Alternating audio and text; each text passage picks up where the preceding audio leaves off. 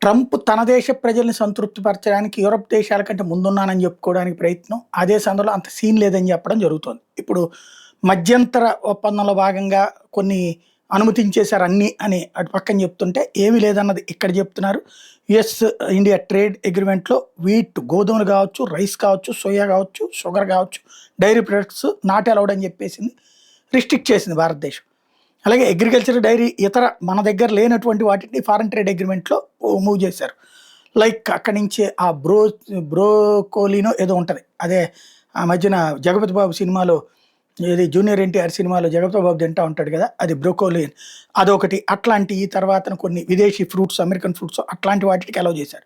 Total agriculture, total dairy కాదు. అది కీలకమైనటువంటిది. అట్లాగే ఆహ్, ఈ విషయాన్ని తాజాగా మరొకసారి ప్రభుత్వం స్పష్టంగా చెప్పుకొచ్చింది.